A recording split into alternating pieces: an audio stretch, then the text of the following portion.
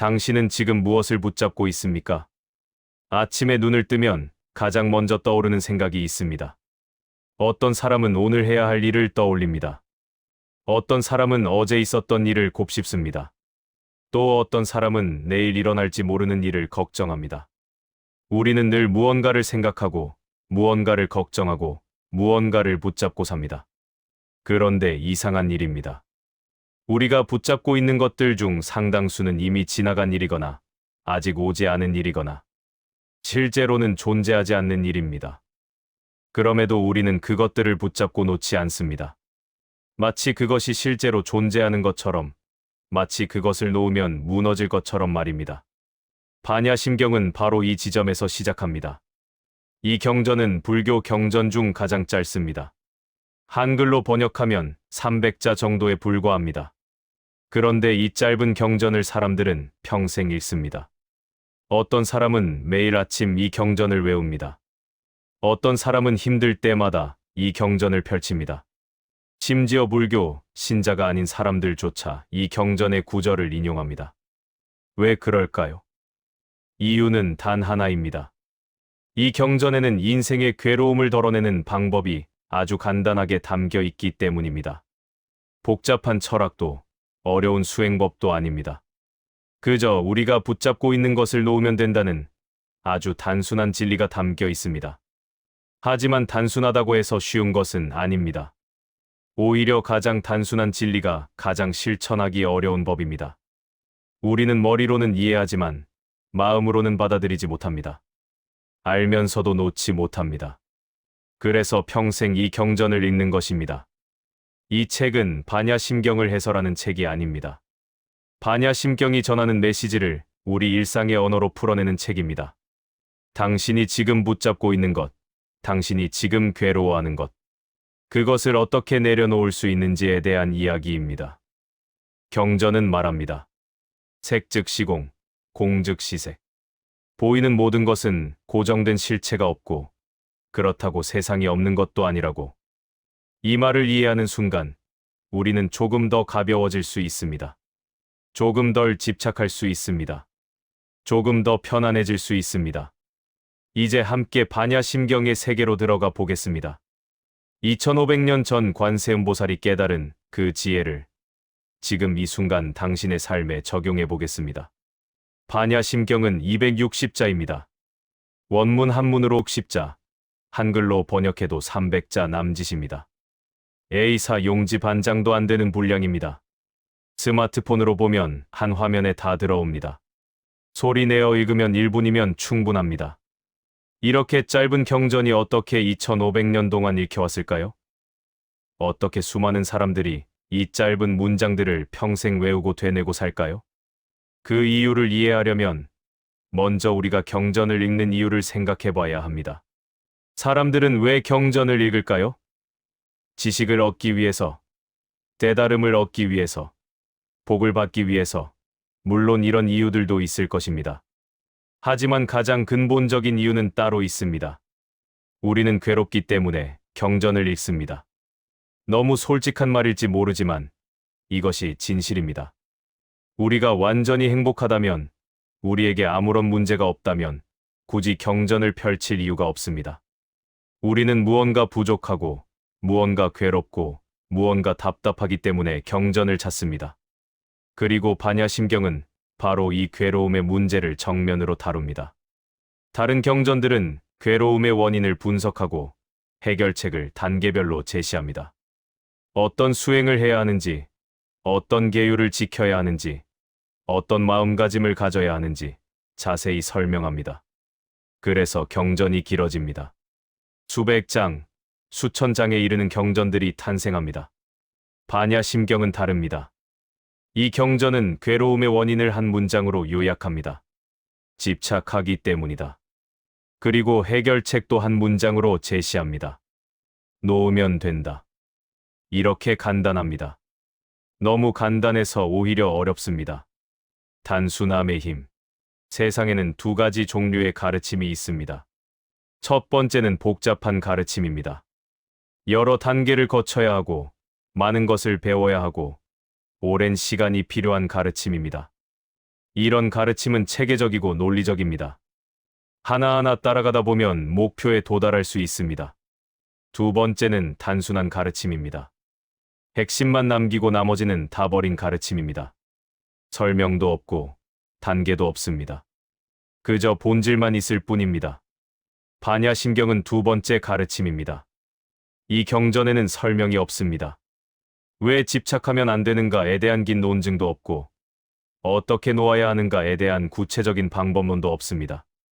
그저 이것이 진리다라고 선언할 뿐입니다. 어떤 사람들은 이것을 불친절하다고 느낄 수 있습니다. 좀 더 자세히 설명해주면 안 되나요? 좀 더 구체적인 방법을 알려주면 안 되나요? 하지만 바로 이 단순함이 반야심경의 힘입니다. 복잡한 가르침은 머리로 이해됩니다. 우리는 논리를 따라가고 근거를 확인하고 납득합니다. 그런데 머리로 이해한다고 해서 삶이 바뀌지는 않습니다. 우리는 여전히 똑같이 살아갑니다. 알면서도 실천하지 못합니다. 단순한 가르침은 다릅니다. 이것은 머리를 거치지 않고 바로 가슴으로 들어옵니다. 이해하는 것이 아니라 깨닫는 것입니다. 그리고 깨달음은 삶을 바꿉니다. 반야심경을 처음 읽었을 때 대부분의 사람들은 무슨 말인지 잘 모릅니다.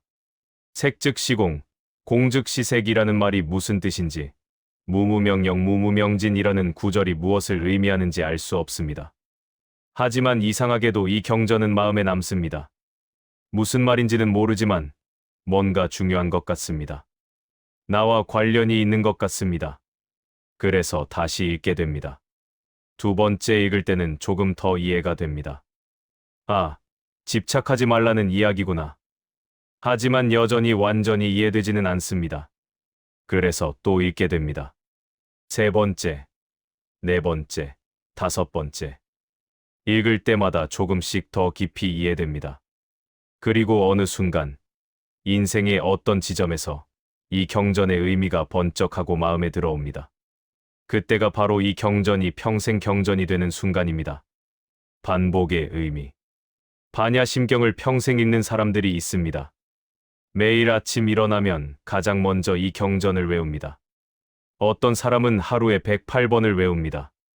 어떤 사람은 1000번을 외웁니다. 수십 년 동안 매일 같은 문장을 반복합니다. 왜 그럴까요? 한 번 읽으면 내용을 알 텐데 왜 계속 읽을까요? 이것은 반야심경의 특별한 성격과 관련이 있습니다. 이 경전은 정보를 전달하는 텍스트가 아닙니다. 정보라면 한 번 읽으면 충분합니다. 내용을 파악하고, 이해하고, 기억하면 됩니다. 다시 읽을 필요가 없습니다. 반야심경은 수행의 도구입니다. 이 경전을 읽는 것 자체가 수행입니다. 읽으면서 우리는 집착을 내려놓는 연습을 합니다. 색즉시공이라는 말을 읽으면서 우리가 붙잡고 있는 것들이 실은 고정된 실체가 없다는 것을 상기합니다. 무등무소득이라는 구절을 읽으면서 얻으려는 마음을 내려놓습니다. 그래서 반복이 필요합니다. 우리의 집착은 하루아침에 사라지지 않습니다. 아침에 내려놓았던 것을 저녁에 다시 붙잡습니다. 어제 깨달았던 것을 오늘 잊어버립니다. 우리는 끊임없이 잊어버리고 끊임없이 다시 집착합니다. 반야심경을 반복해서 읽는 것은 끊임없이 상기하는 과정입니다. 잊어버린 것을 다시 기억하는 과정입니다. 무너진 것을 다시 세우는 과정입니다. 어떤 사람은 이렇게 말할지 모릅니다. 그럼 영원히 읽어야 한다는 말인가요? 언제쯤 완전히 깨달아서 더 이상 읽지 않아도 되나요? 좋은 질문입니다. 하지만 이 질문 자체가 집착입니다. 언제쯤 완성될까 하는 생각, 언제쯤 도달할까 하는 마음, 이것이 바로 집착입니다. 우리는 늘 어딘가에 도달하려고 합니다. 지금 여기가 아닌 다른 곳을 향해 달려갑니다. 반야심경은 말합니다. 도달할 곳이 없다고. 얻을 것이 없다고. 이미 여기가 그곳이라고. 그렇다면 반야심경을 평생 읽는 것은 실패가 아닙니다. 오히려 성공입니다. 매일 이 경전을 읽으면서 매일 집착을 내려놓는 연습을 하는 것, 그 자체가 깨달음의 삶입니다. 짧기 때문에 가능한 것. 반야심경이 짧다는 것은 단순히 분량의 문제가 아닙니다.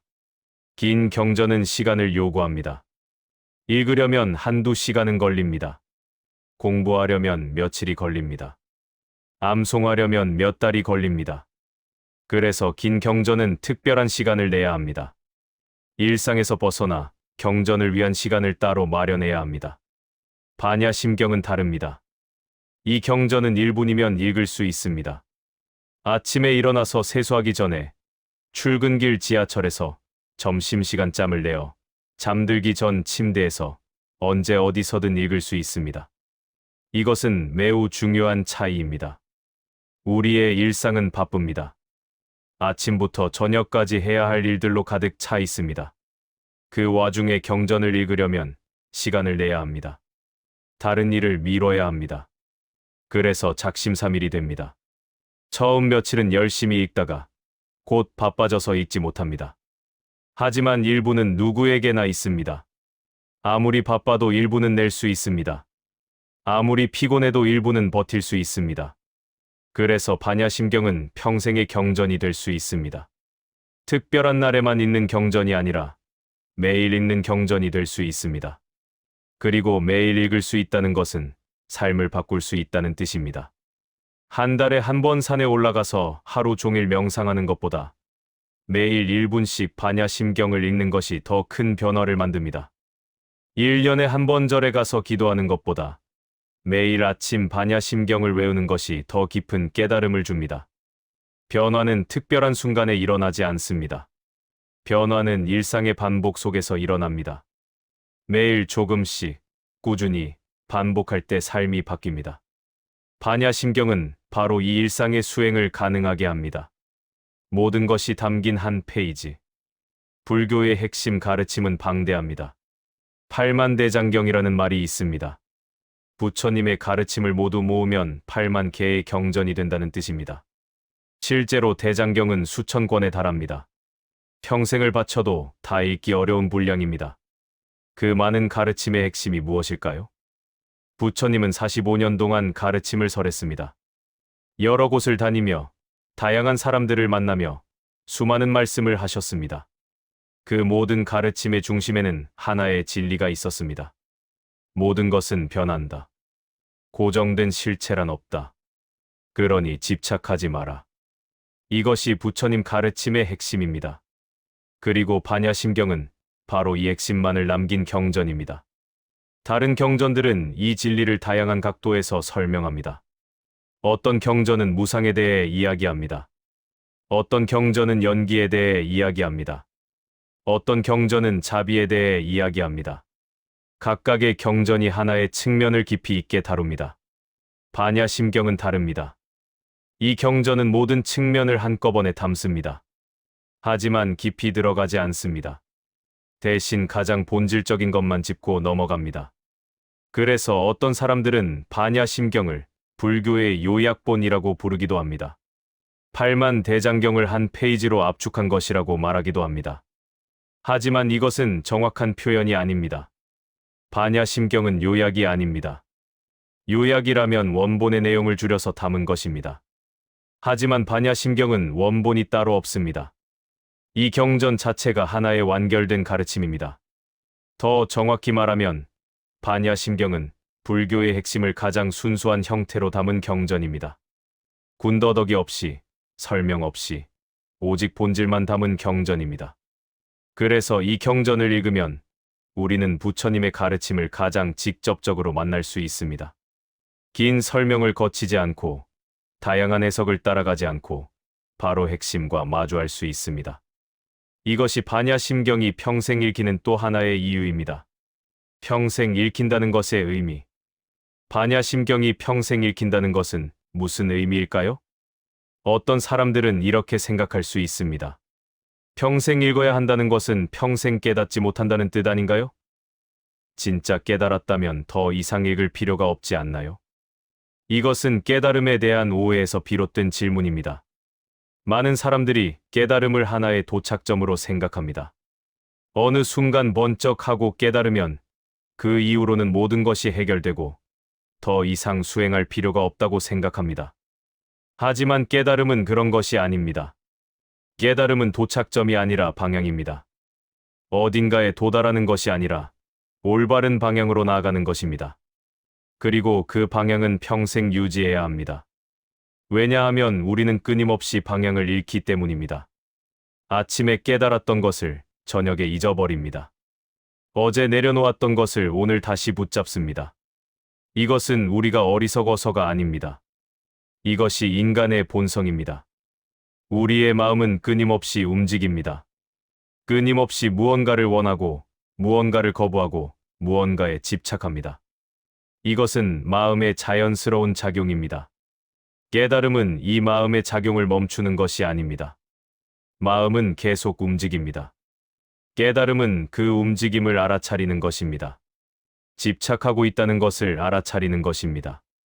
그리고 알아차리는 순간 조금 놓을 수 있게 되는 것입니다. 이 알아차림은 한 번으로 끝나지 않습니다. 끊임없이 반복되어야 합니다. 매 순간 다시 알아차려야 합니다. 반야심경을 평생 읽는다는 것은 바로 이 알아차림을 유지하는 과정입니다. 경전을 읽으면서 우리는 다시 상기합니다. 아, 내가 또 무언가를 붙잡고 있었구나. 놓아야지. 이 상기가 매일 필요합니다. 매 순간 필요합니다. 그래서 깨달은 사람도 반야심경을 읽습니다. 깨닫지 못한 사람도 반야심경을 읽습니다. 차이가 있다면 깨달은 사람은 이 경전을 읽으면서 고개를 끄덕이고 깨닫지 못한 사람은 이 경전을 읽으면서 고개를 갸우뚱한다는 것뿐입니다. 하지만 둘 다 평생 읽습니다. 왜냐하면 이 경전은 도착점이 아니라 길 자체이기 때문입니다. 우리는 흔히 지혜를 똑똑함과 혼동합니다. 저 사람은 지혜롭다라고 말할 때 우리는 그 사람이 많이 알거나 빠르게 판단하거나 영리하게 문제를 해결한다고 생각합니다. 학교에서 좋은 성적을 받은 사람, 어려운 시험에 합격한 사람, 복잡한 문제를 푸는 사람을 지혜롭다고 여깁니다. 하지만 반야심경이 말하는 지혜는 이것이 아닙니다. 반야, 즉 지혜는 산스크리트어 프라즈냐 브라히니를 한자로 옮긴 말입니다. 이 말의 원래 뜻은 꿰뚫어 본다는 것입니다. 무엇을 꿰뚫어 볼까요? 사물의 본질을, 현상의 실체를 꿰뚫어 봅니다. 이것은 단순히 많이 아는 것과는 다릅니다. 어떤 사람은 세상의 모든 지식을 알 수 있습니다. 역사를 알고, 과학을 알고, 철학을 알 수 있습니다. 하지만 그것만으로는 반야가 아닙니다. 왜냐하면 그 모든 지식 속에서도 여전히 집착할 수 있기 때문입니다. 진짜 지혜는 아는 것이 아니라 보는 것입니다. 우리 눈앞에 펼쳐진 세상을 있는 그대로 보는 것입니다. 우리가 더 씌운 의미, 우리가 만든 이야기, 우리가 붙인 이름을 걷어내고 사물 자체를 보는 것입니다. 예를 들어 볼까요? 당신 앞에 꽃 한 송이가 있습니다. 이 꽃을 보면서 우리는 무엇을 생각할까요? 예쁘다. 비싸 보인다. 누가 준 것일까? 시들지 않게 관리해야지. 사진을 찍어서 SNS에 올려야겠다. 이런 생각들이 쏟아집니다. 하지만 이 모든 생각은 꽃 자체와는 관계가 없습니다. 이것은 우리가 꽃에 더 씌운 의미들입니다. 반야의 지혜는 이 모든 생각을 내려놓고 꽃을 그저 꽃으로 보는 것입니다.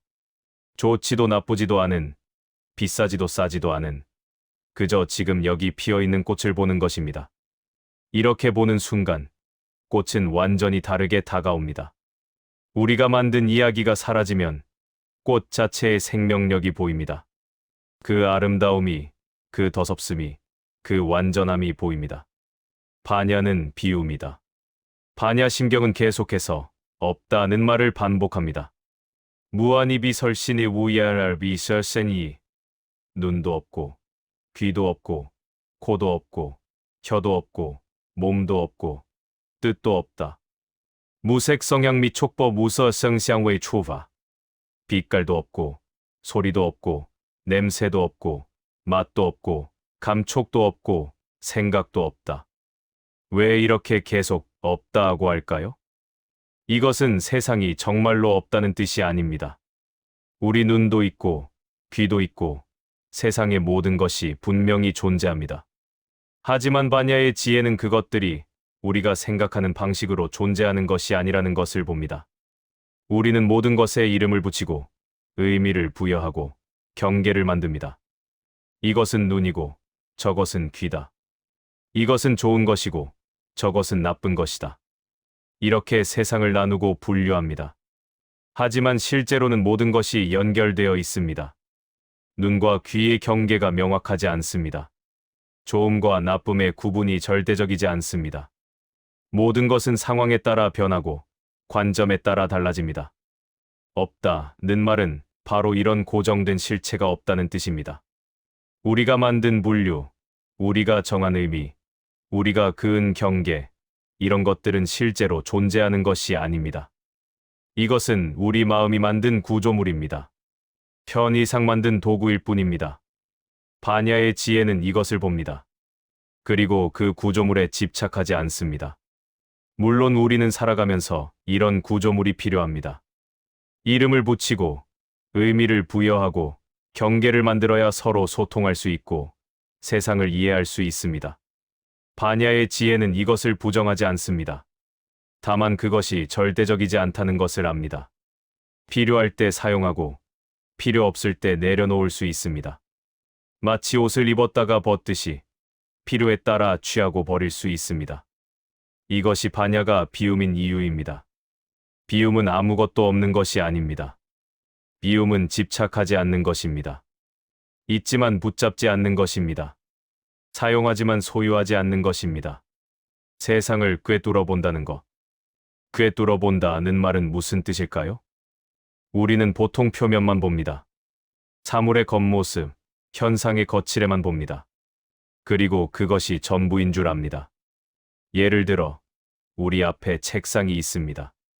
우리는 이것을 보고 책상이라고 생각합니다. 단단하고 갈색이고 네모난 책상. 이것이 우리가 보는 전부입니다. 하지만 반야의 지혜로 보면 다릅니다. 이 책상은 원래 나무였습니다. 숲속에서 자라던 나무를 베어내고 자르고 다듬고 조립해서 만든 것입니다. 그 나무는 어디서 왔을까요? 씨앗에서 싹이 텄고 햇빛과 물과 흙의 양분을 받아 자랐습니다. 더 깊이 보면 이 나무를 만든 것은 무엇일까요? 태양의 에너지, 땅 속의 미네랄, 대기 중의 이산화탄소, 수많은 미생물들의 작용. 이 모든 것이 모여서 나무를 만들었고 그 나무가 책상이 되었습니다. 그렇다면 이 책상은 정말로 책상일까요? 이것은 태양이기도 하고 흙이기도 하고 물이기도 하고 공기이기도 합니다. 이 모든 것이 이 형태로 모인 것일 뿐입니다.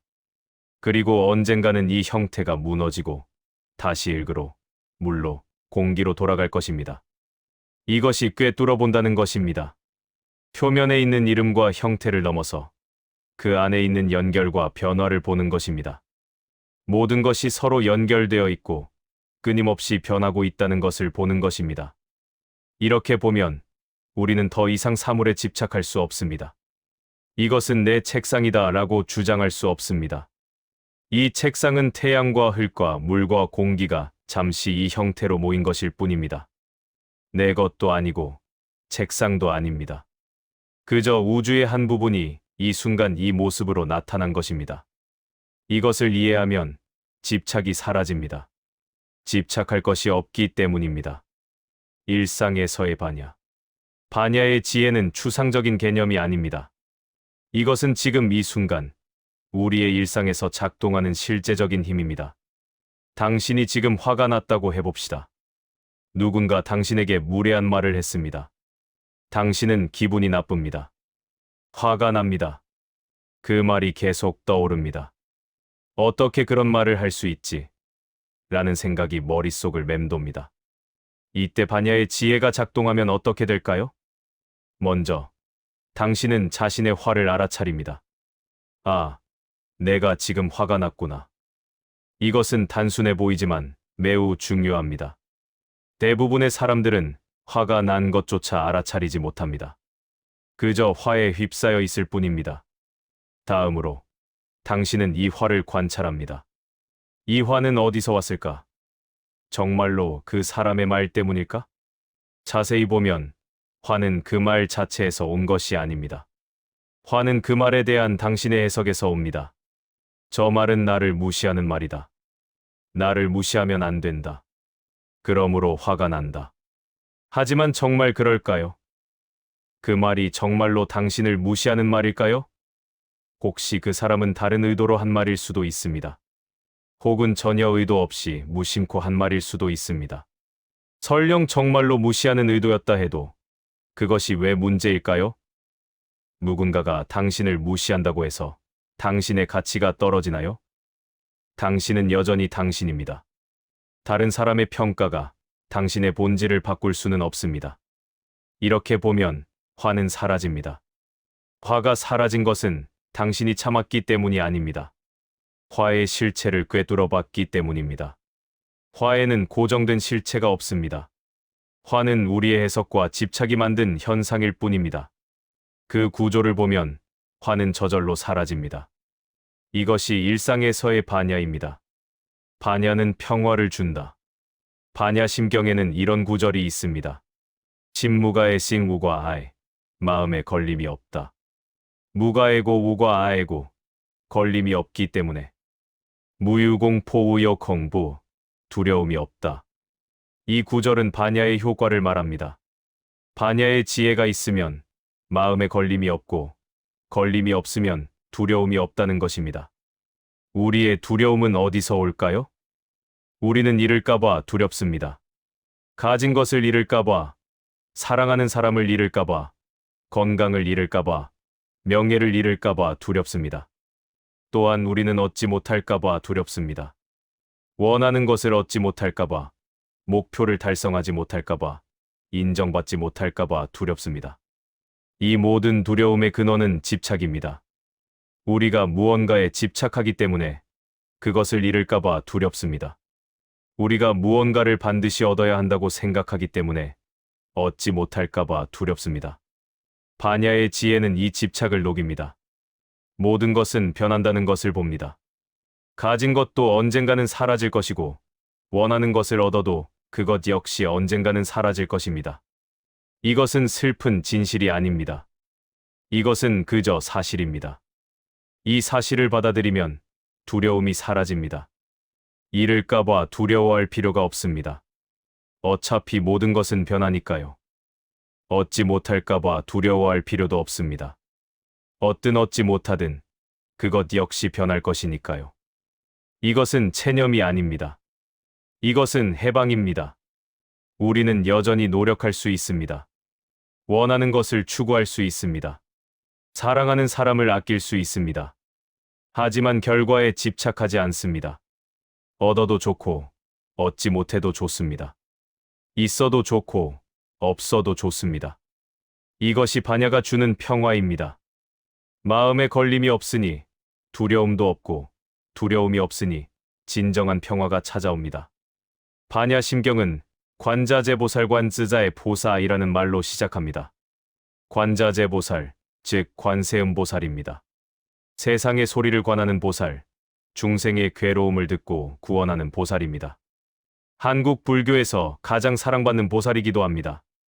그런데 왜 반야 심경은 부처님이 아니라 관세음보살의 입을 빌어 전해질까요?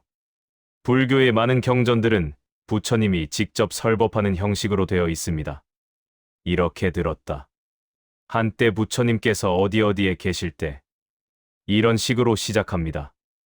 부처님이 제자들에게 가르침을 전하는 장면을 기록한 것입니다. 하지만 반야 심경은 다릅니다. 이 경전은 관세음보살이 깊은 수행 중에 스스로 깨달은 내용을 사리자 셔리즈, 사리불에게 전하는 형식입니다. 부처님은 직접 말씀하지 않습니다. 오히려 보살의 깨달음을 지켜보고 인정하는 역할입니다. 이것은 중요한 의미를 담고 있습니다. 반야의 지혜는 누군가에게 배워서 얻는 것이 아니라는 뜻입니다. 책을 읽어서 얻는 것도 아니고 스승의 설명을 들어서 얻는 것도 아닙니다.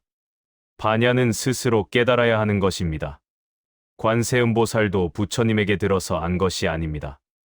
깊은 수행 중에 스스로 깨달았습니다.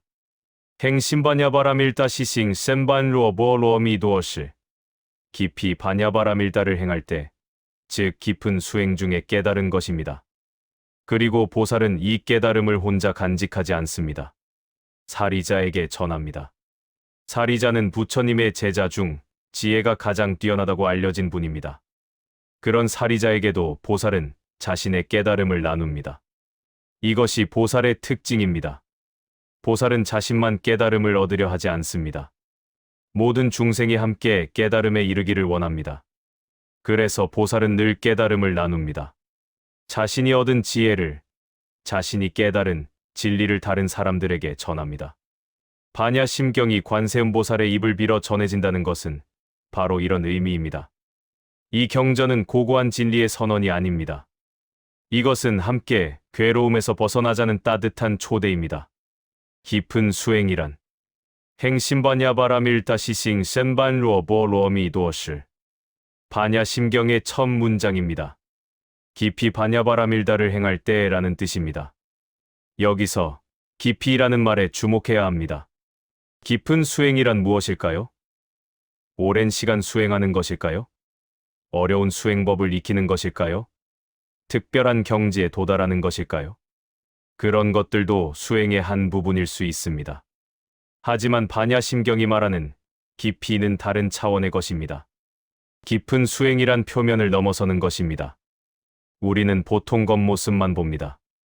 현상의 표면, 사건의 거칠에만 봅니다. 이것은 좋은 일이다. 저것은 나쁜 일이다. 이 사람은 착하다. 저 사람은 나쁘다. 이렇게 빠르게 판단하고 분류합니다. 하지만 깊은 수행은 이 판단을 멈춥니다. 좋고 나쁨의 경계를 넘어서 사물과 현상의 본질을 봅니다. 왜 이것이 일어났는가? 이것은 어디서 왔고 어디로 가는가? 이것은 정말로 고정된 실체가 있는가? 이런 질문들을 던지면서 우리는 점점 더 깊이 들어갑니다. 처음에는 현상을 봅니다. 다음에는 현상의 원인을 봅니다. 그 다음에는 원인의 원인을 봅니다. 계속 깊이 들어가다 보면 어느 순간 모든 것이 서로 연결되어 있다는 것을 발견합니다. 이것도 저것도 아닌 모든 것이 하나로 연결된 전체를 봅니다. 관세음보살이 본 것이 바로 이것입니다. 조견오은 개공자어잼 우윤지의 콩 5가지 사이모온이 모두 공한 것을 비추어 보았다. 오온은 우리를 구성하는 5가지 요소입니다. 생물질, 수느낌, 상생각, 행위지, 시기식. 우리는 이 5가지로 이루어져 있다고 생각합니다. 하지만 깊이 들여다보면 이 5가지 중 어느 것도 고정된 실체가 없습니다. 우리 몸색은 끊임없이 변합니다. 세포는 죽고 새로 태어납니다. 우리의 느낌수도 변합니다. 기쁨과 슬픔이 교차합니다.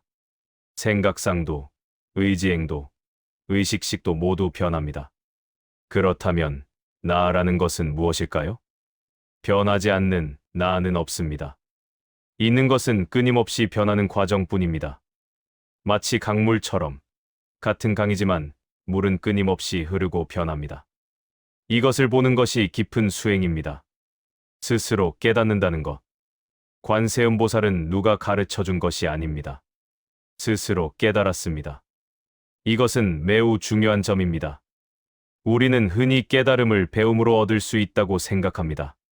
좋은 책을 읽고 훌륭한 스승을 만나고 많이 공부하면 깨달을 수 있다고 생각합니다. 물론 배움도 중요합니다. 책도 도움이 되고 스승도 필요합니다. 하지만 그것만으로는 충분하지 않습니다.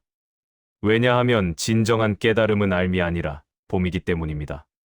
당신이 사과의 맛을 책으로 배웠다고 해봅시다. 책에는 사과는 달콤하고 아삭하며 향긋하다라고 쓰여 있습니다. 당신은 이 설명을 완벽하게 이해했습니다. 외우기까지 했습니다. 하지만 당신은 사과의 맛을 알까요? 아닙니다. 책으로 배운 것은 사과에 대한 정보일 뿐입니다. 진짜 맛은 직접 먹어봐야 압니다. 깨달음도 마찬가지입니다. 아무리 많은 경전을 읽어도 아무리 훌륭한 스승의 설명을 들어도 그것은 깨달음에 대한 정보일 뿐입니다. 진짜 깨달음은 스스로 경험해야 합니다. 그래서 관세음보살은 깊은 수행 중에 스스로 깨달았습니다. 누가 알려준 것이 아니라 직접 보고 직접 경험한 것입니다. 이것이 반야심경이 우리에게 주는 첫 번째 메시지입니다. 당신도 스스로 깨달아야 합니다. 이 글을 읽는다고 해서, 반야심경을 외운다고 해서 저절로 깨닫는 것은 아닙니다. 이 글과 이 경전은 단지 방향을 가리킬 뿐입니다. 진짜 길은 당신이 직접 걸어가야 합니다. 깨달음을 나누는 마음. 관세음보살은 깨달았습니다. 오온이 모두 공하다는 것을, 일체의 고액이 사라진다는 것을 깨달았습니다. 그런데 보살은 여기서 멈추지 않습니다. 자신의 깨달음을 사리자에게 전합니다. 사리자여 셔리즈, 색불이 공서 보이콩, 공불이 세콩 보이있어. 보살은 사리자를 부르면서 설명을 시작합니다. 왜 굳이 전할까요? 혼자 깨달음의 기쁨을 누리면 되지 않을까요? 이것이 보살과 아라한의 차이입니다. 아라한은 자신의 해탈에 집중합니다. 스스로 괴로움에서 벗어나는 것이 목표입니다. 그래서 수행에 전념하고 깨달음을 얻으면 열반에 듭니다. 보살은 다릅니다. 보살은 자신만의 해탈을 추구하지 않습니다. 모든 중생이 함께 괴로움에서 벗어나기를 원합니다. 그래서 깨달음을 얻어도 머물지 않습니다. 다시 세상으로 돌아와 중생을 돕습니다. 관세음보살이 바로 이런 보살의 전형입니다. 보살은 중생의 소리를 듣습니다. 괴로움에 빠진 사람, 고통받는 사람, 길을 잃은 사람의 소리를 듣습니다. 그리고 그들을 돕습니다. 자신의 깨달음을 나눕니다. 반야심경에서 사리자에게 전하는 것도 같은 맥락입니다. 사리자는 지혜로운 제자입니다. 하지만 아직 완전히 깨닫지는 못했습니다. 보살은 이런 사리자에게 자신이 깨달은 것을 전합니다. 사리자도 같은 깨달음을 얻기를 바라면서 말입니다. 이것은 우리에게 중요한 가르침을 줍니다. 깨달음은 혼자만의 것이 아닙니다. 깨달음은 나누어야 합니다. 당신이 무언가를 깨달았다면 그것을 다른 사람과 나누십시오. 당신이 무언가를 이해했다면 그것을 아직 이해하지 못한 사람에게 전하십시오. 이것이 깨달음을 완성하는 길입니다. 혼자 깨달아도 깨달음입니다. 하지만 함께 깨달을 때 그 깨달음은 더 깊어지고 더 넓어집니다. 부드러운 가르치. 반야심경의 어조는 부드럽습니다. 이렇게 해야 한다는 명령도 없고 이렇게 하지 않으면 안 된다는 경고도 없습니다. 보살은 그저 자신이 본 것을 조용히 이야기합니다. 사리자여, 색은 공과 다르지 않고 공은 색과 다르지 않습니다. 색이 곧 공이고 공이 곧 색입니다. 이것은 선언이 아니라 대화입니다. 윽박지르는 것이 아니라 들려주는 것입니다. 이런 어조가 가능한 이유는 관세음보살이 중생의 마음을 이해하기 때문입니다. 보살은 중생이 얼마나 괴로운지 압니다. 얼마나 헤매는지 압니다. 얼마나 집착하는지, 얼마나 두려워하는지 압니다. 왜냐하면 보살도 한때는 그랬기 때문입니다. 보살도 처음부터 깨달은 것이 아닙니다. 보살도 한때는 범부였습니다. 집착하고 괴로워하고 헤맸습니다. 그 과정을 거쳐 지금의 깨달음에 이른 것입니다. 그래서 보살의 가르침은 부드럽습니다. 위에서 가르치는 것이 아니라 옆에서 함께 걷는 것입니다. 나도 그랬어. 나도 힘들었어. 하지만 이렇게 하니까 괜찮아졌어. 이런 식의 가르침입니다. 이것이 반야심경이 사람들의 마음에 스며드는 이유입니다. 다른 경전들도 훌륭합니다. 하지만 때로는 너무 높고 멀게 느껴집니다. 부처님의 가르침이 너무 완벽해서 우리 같은 범부는 도저히 따라갈 수 없을 것 같습니다. 하지만 반야심경은 다릅니다. 이것은 보살의 말입니다. 보살은 우리와 같은 중생이었습니다. 다만 조금 먼저 깨달았을 뿐입니다. 그래서 이 경전의 가르침은 우리에게 더 가깝게 다가옵니다. 나도 할 수 있을 것 같다. 나도 이렇게 볼 수 있을 것 같다. 이런 희망을 줍니다. 반야심경에서 가장 유명한 구절이 있습니다. 색불이 공서 보이콩, 공불이 세콩 보이있어. 색즉 시공서 지슬콩, 공즉 시세콩 지슬서. 색은 공과 다르지 않고 공은 색과 다르지 않다. 색이 곧 공이고 공이 곧 색이다. 이 구절은 반야심경의 핵심입니다. 아니, 불교 전체의 핵심이라고 해도 과언이 아닙니다. 이 한 문장 안에 부처님의 가르침이 압축되어 있습니다. 하지만 동시에 가장 이해하기 어려운 구절이기도 합니다. 색이 곧 공이다라는 말이 무슨 뜻일까요? 색은 형태가 있는 것인데 그것이 공, 즉 빈 것이라니요? 모순 아닐까요? 이 구절을 이해하기 위해서는 먼저 색과 공이 무엇인지 알아야 합니다. 색이란 무엇인가? 색사. 우리 눈에 보이는 모든 것이 색입니다. 산도 색이고, 강도 색이고, 나무도 색이고, 건물도 색입니다. 우리 몸도 색입니다. 손으로 만질 수 있고, 눈으로 볼 수 있고, 형태가 있는 모든 것이 색입니다. 하지만 여기서 주의할 점이 있습니다. 색은 단순히 물리적인 물질만을 의미하지 않습니다. 불교에서 색은 우리가 경험하는 모든 현상을 포함합니다. 소리도 색이고, 냄새도 색이고, 맛도 색이고, 감촉도 색입니다. 더 나아가 우리의 생각과 감정까지도 넓은 의미에서 색에 포함됩니다. 물론 불교에서는 정신적인 요소들을 수셔, 상상, 행식, 식시로 따로 분류하기도 하지만 크게 보면 이 모든 것이 현상입니다. 그래서 색즉 시공이라고 할 때의 색은 우리가 경험하는 모든 것을 의미한다고 이해하면 됩니다. 자, 그렇다면 이 모든 현상이 공이라는 것은 무슨 뜻일까요? 공이란 무엇인가? 공공, 나에 든 빔을 의미합니다. 하지만 이것은 아무것도 없다는 뜻이 아닙니다. 공은 허무나 무와는 다릅니다. 공은 고정된 실체가 없음을 의미합니다. 모든 것은 존재합니다. 산도 있고, 강도 있고, 나무도 있고, 우리도 있습니다. 분명히 존재합니다. 하지만 그것들이 우리가 생각하는 방식으로 존재하는 것은 아닙니다. 우리는 사물을 고정된 실체로 봅니다. 이것은 산이다. 저것은 강이다. 나는 나다. 이렇게 명확하게 구분하고 각각이 독립적으로 존재한다고 생각합니다. 하지만 실제로는 그렇지 않습니다. 산을 예로 들어봅시다. 산은 무엇으로 이루어져 있을까요? 흙과 돌로 이루어져 있습니다. 그 흙과 돌은 어디서 왔을까요? 오래전 지각 변동과 풍화 작용으로 만들어졌습니다. 그렇다면 산은 언제 생겼을까요? 수억 년 전. 하지만 그때의 산과 지금의 산은 다릅니다. 끊임없이 변해왔습니다. 그렇다면 산이라는 것은 정확히 무엇을 가리킬까요? 우리는 편의상 이 지형을 산이라고 부릅니다. 하지만 산이라는 고정된 실체가 있는 것은 아닙니다. 있는 것은 끊임없이 변하는 과정뿐입니다. 흙이 쌓이고, 비에 깎이고, 나무가 자라고, 동물이 살고, 계절이 바뀌고, 이 모든 과정이 일어나는 장소를 우리가 산이라고 부르는 것입니다. 이것이 공입니다. 산은 있습니다. 하지만 산이라는 고정된 실체는 없습니다. 있는 것은 무수한 요소들이 모이고 흩어지는 과정뿐입니다. 색즉 시공의 의미. 색즉 시공서 지실공. 색이 곧 공이다. 현상이 곧 공이다. 이제 이 말의 의미가 조금 더 명확해집니다. 우리가 보는 모든 것, 우리가 경험하는 모든 것은 실제로 존재합니다. 하지만 그것들은 고정된 실체로 존재하는 것이 아닙니다.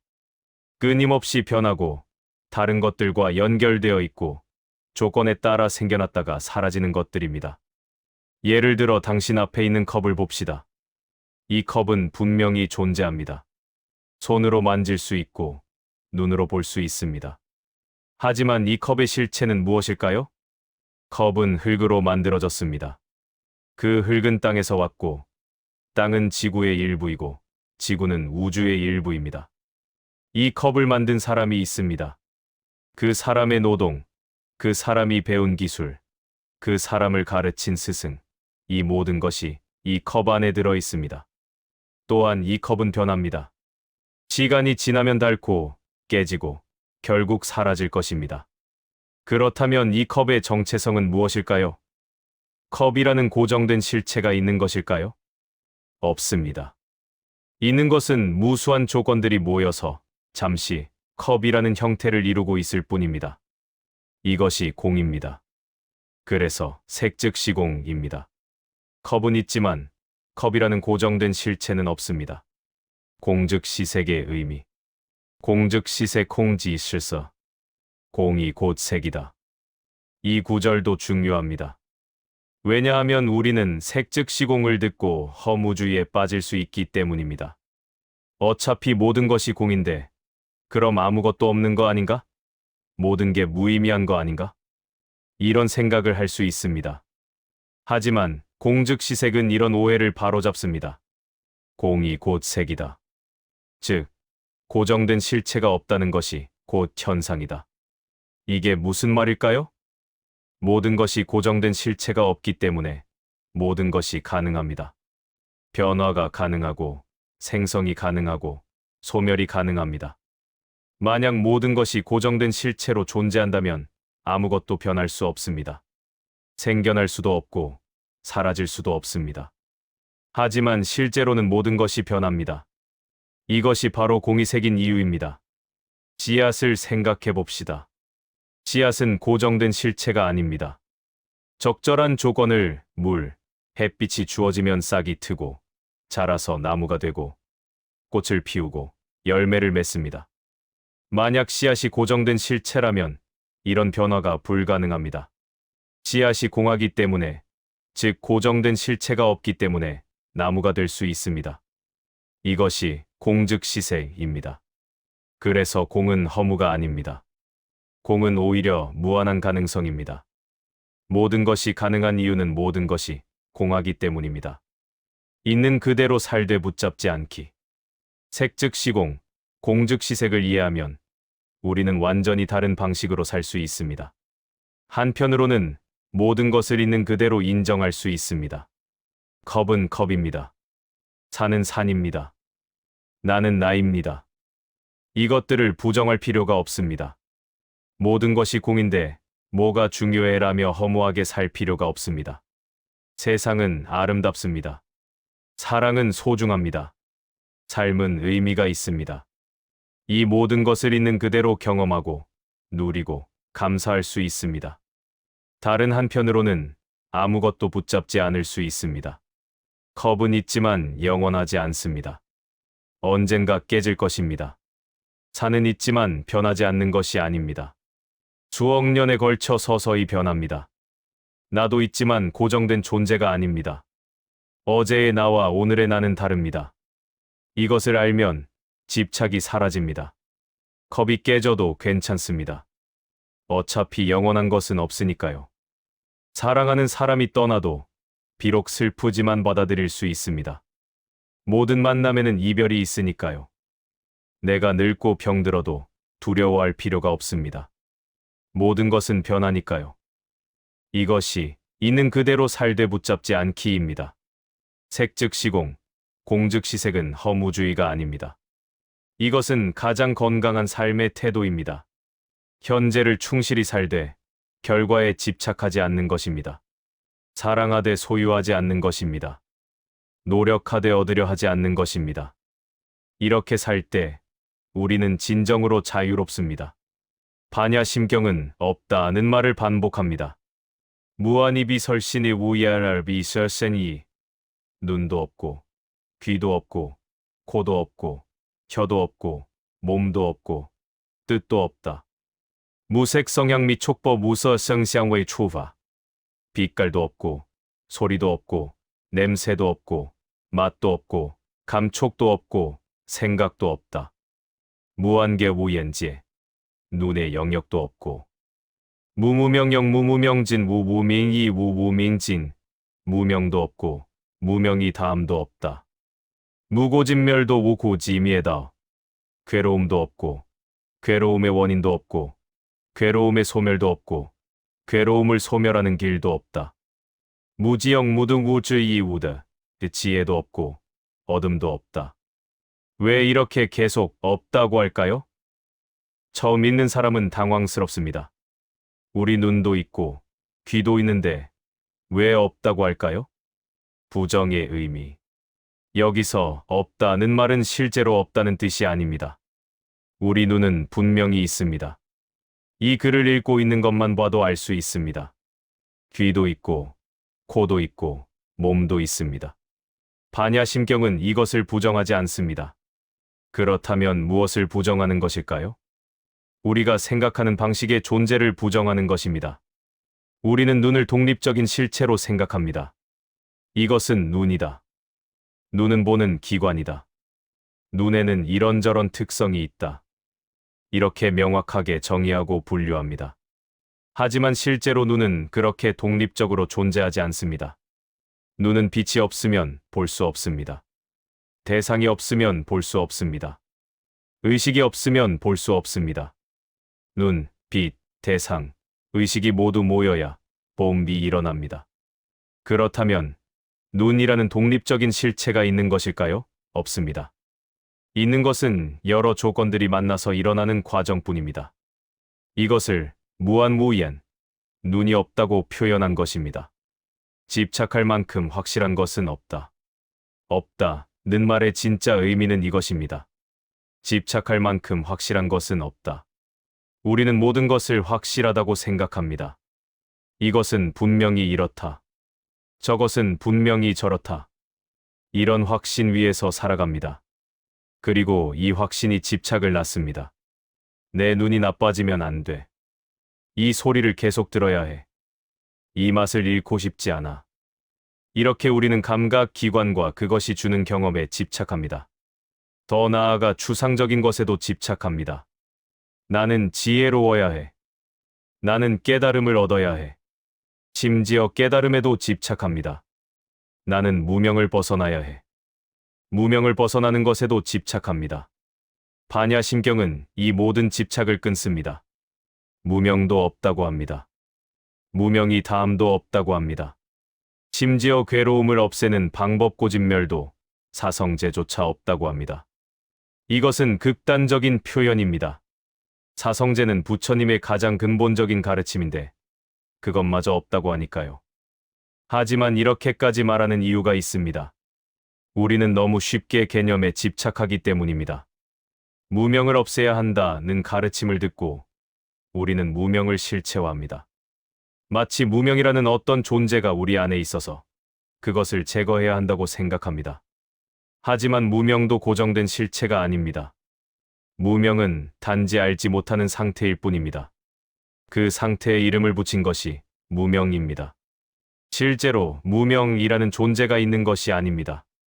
그래서 반야심경은 말합니다. 무명도 없고 무명이 다함도 없다고. 제거할 실체가 없는데 무엇을 다하게 한다는 말인가요? 너무 진지해질 필요가 없다. 없다는 말의 또 다른 의미는 이것입니다. 너무 진지해질 필요가 없다. 우리는 인생을 너무 진지하게 삽니다. 모든 것을 크게 중요하게 여깁니다. 이 일은 반드시 성공해야 해. 저 사람은 꼭 나를 인정해줘야 해. 이 기회를 놓치면 안 돼. 이런 식으로 모든 순간을 대단한 것처럼 대합니다. 그리고 기대대로 되지 않으면 크게 괴로워합니다. 반야심경은 말합니다. 그렇게까지 진지할 필요 없다고. 물론 최선을 다해야 합니다. 성실하게 살아야 합니다. 하지만 결과에 목숨을 걸 필요는 없습니다. 왜냐하면 어차피 모든 것은 공이니까요. 성공도 공이고 실패도 공입니다. 인정도 공이고 무시도 공입니다. 고정된 실체가 없는 것들에 왜 그렇게 목을 매나요? 이것은 무책임하라는 말이 아닙니다. 최선을 다하되 결과에 집착하지 말라는 말입니다. 최선을 다해서 일했는데 실패했다면 괜찮습니다. 다시 하면 됩니다. 누군가가 당신을 인정하지 않는다면 괜찮습니다. 다른 사람이 인정할 수도 있고 설령 아무도 인정하지 않아도 당신의 가치는 변하지 않습니다. 좋은 기회를 놓쳤다면 괜찮습니다. 다른 기회가 올 것입니다. 설령 오지 않아도 인생에는 기회보다 중요한 것들이 많습니다. 이렇게 생각하면 삶이 훨씬 가벼워집니다. 물론 노력은 계속해야 합니다. 하지만 마음의 무게는 덜 수 있습니다. 이것이 없다는 말이 주는 선물입니다. 없음 속의 자유. 모든 것이 없다면 우리는 무엇을 해야 할까요? 이것은 잘못된 질문입니다. 해야 한다는 생각 자체가 집착이기 때문입니다. 반야심경이 말하는 없음은 우리를 자유롭게 합니다. 해야 할 것도 없고 하지 말아야 할 것도 없습니다. 얻어야 할 것도 없고 버려야 할 것도 없습니다. 이르러야 할 곳도 없고 피해야 할 곳도 없습니다. 그렇다면 우리는 그저 하고 싶은 대로 하면 됩니다. 하지만 여기서 조심해야 할 것이 있습니다. 하고 싶은 대로 오는 욕망대로 사는 것과 다릅니다. 욕망대로 사는 것은 집착입니다. 이것을 반드시 얻어야 해. 저것을 반드시 해야 해. 이런 강박적인 마음으로 사는 것입니다. 반야심경이 말하는 자유는 이것과 다릅니다. 이것은 순간순간 상황에 맞게 자연스럽게 반응하는 것입니다. 배고프면 먹고, 피곤하면 자고, 누군가 도움이 필요하면 돕고, 쉬고 싶으면 쉬는 것입니다. 집착 없이 살면 이렇게 자연스럽게 살 수 있습니다. 무엇을 해도 괜찮습니다. 왜냐하면 모든 행위도 공이니까요. 좋은 일도 공이고 나쁜 일도 공입니다. 물론 좋은 일을 하는 것이 낫습니다. 하지만 그것에 집착할 필요는 없습니다. 나는 좋은 사람이어야 해라는 생각도 집착입니다. 그냥 순간순간 할 수 있는 최선을 하면 됩니다. 그것으로 충분합니다. 궁극의 평등. 없다는 말이 계속되면서 반야심경은 하나의 중요한 메시지를 전합니다. 모든 것이 평등하다는 것입니다. 눈도, 귀도, 코도 모두 없습니다. 즉, 모두 같습니다. 빛깔도, 소리도, 냄새도 모두 없습니다. 즉, 차이가 없습니다. 무명도 없고, 무명이 다함도 없습니다.